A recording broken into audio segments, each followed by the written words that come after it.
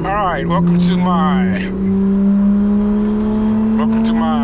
2014 GT3. Just thought I'd get some shots on this camera on this side road and talk about how I feel about my GT3. One of the things I love about this car is whenever I'm having a somewhat bad day or just need to put a smile on my face, all I have to do is hop in my GT3, find me a road, some curves preferred, but if I got me a nice straightaway, I can hop on that straightaway, put this thing in PDK, shift mode, find me a back road, and just carve me some corners. I mean, if this thing doesn't put a smile on your face, I don't know what else will.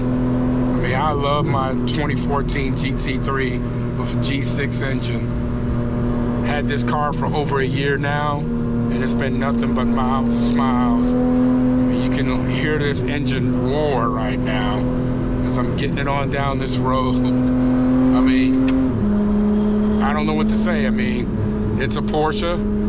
It drives. It puts smiles on your face.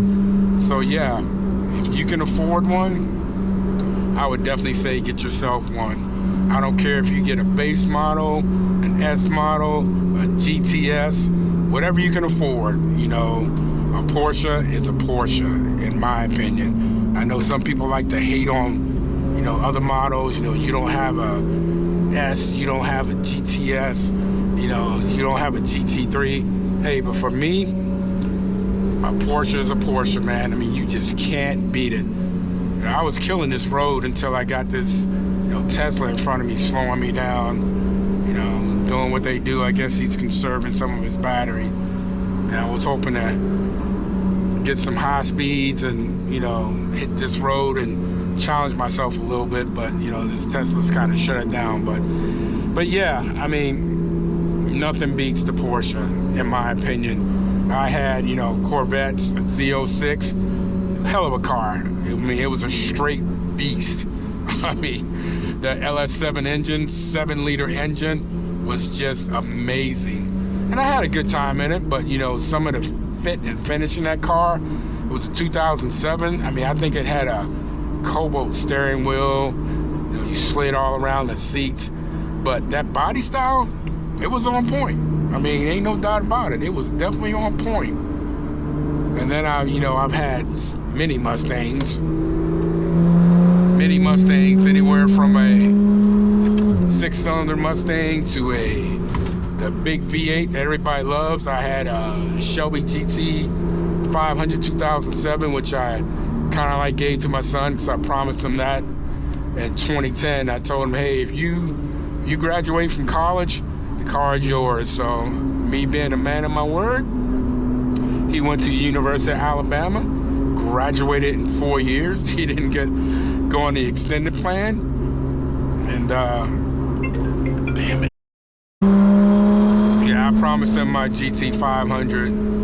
He finally took ownership of it last year. I mean, he had to get himself a place to store it, a nice garage, because apartment is not really where you want to keep a car like that. I also had a Shelby GT 350, and trust me, man, that car was amazing. I mean, it was an amazing car. Had some engine problems, possible engine problems, oil leaks. I mean, that flat plane crank vibrated so much that the oil filter would unscrew itself, so they fixed that in later years. So that was one of the reasons I got rid of the car. I just didn't want that issue. Much like, the first year of the 991.1 GT3, which is what I'm currently driving, the first engine problems, second engine, finger follower problems, and then finally they got to this iteration, and all you can do is hope and pray that this G6 engine will stand the test of time. I mean, if you stay on top of it, don't get into it and start revving it up to 9,000, before the car even has a chance to warm up, you're not gonna have any issues with the car.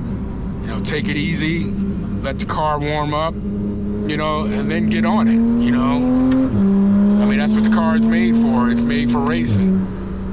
Change your oil, change your brakes, make sure you got good tires on it.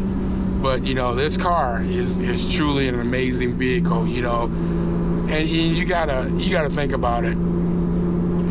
You take a NASCAR or any race car and put it on the track, and what does it need? Maintenance. I mean, it's just a fact of life. It's going to need maintenance. So, people get in these cars and they expect it not to have any issues when you're in this car driving it hard, not hitting 9K. Obviously some people are probably going over 9K, and then you're sitting there complaining, this car is not doing what it should do, or my engine's having problems. You take care of this car, or if you want to ride it hard, then expect to pay some money to keep it up to speed. So it is what it is. I enjoy it. Anytime chance I get to get out on the road like this, I can hit some turns, some twisties, rev it up a little bit. I don't really do the 9K thing. I mean, unless I'm on a real windy open road, or on a track. I mean, I don't really hit 9K. I try to, shift before that. But the few times I've done it, that 8 to 9K pull, it's amazing. It's amazing. But I can't see if you were constantly running this car at a high rate like that, high RPMs, and not staying on top of your oil, or not having the oil in there that you're supposed to have. Yeah, it's going to have some engines, and people like to get on the 9.1, talk about it, talk about Porsche. But one thing Porsche did was, when they found the problem, they backed it up with a 10-year warranty. Things happen. I can say for a fact that Ford, they didn't want to, own up to the problem of the GT350.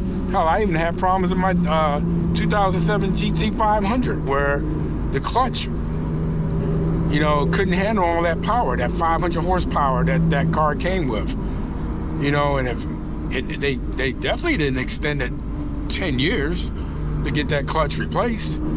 If you went over 36,000 miles, I mean, you were SOL. That's all on you to get it fixed. So you got to give kudos to Porsche for putting a 10-year warranty behind this car. The F engine had some problems. Again, it's a race engine. People are out there running this car hard, not doing the maintenance they should do on this car. And it causes problems, not letting it properly warm up. So, but again, if you got this car and you had time left, you were good to go. Since I have a 2014, obviously I'm out of that warranty. So if I have any issues, then, I know up front that, hey, it's going to come out of pocket, but I'm not scared. I will stay on top of my maintenance. I change my oil once a year or every 5,000 miles. Hell, I even thought about bumping that down to 3,000 miles, but I think that all depends on how hard you drive the car. If I take it on the track, yeah, I'm gonna change my oil more often. If I'm just scooting around town, hitting some back country roads on the weekend, then I'll go 5K, Same thing with, flushing my brake fluid, checking my radiator fluid, just simple maintenance, But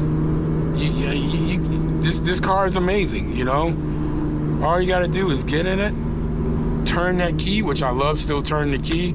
Push to start's cool, but there's nothing like putting the key in the car, if you want to call this a key, and turning it and hearing that engine fire up. I mean, man, that puts a smile on your face right there.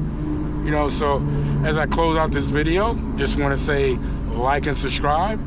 I'm trying to build this page, and I'll post more Porsche videos. I may post some about my 2024 Tacoma, some of the things I'm doing to that as well. But again, if you can get one, get one. If not, drive what you got, enjoy it. You earned it.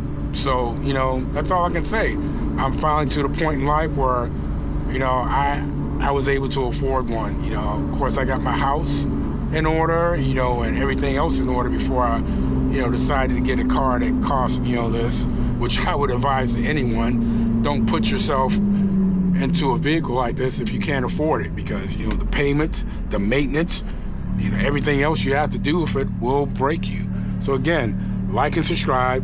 Y'all have a good time. Peace out. 2014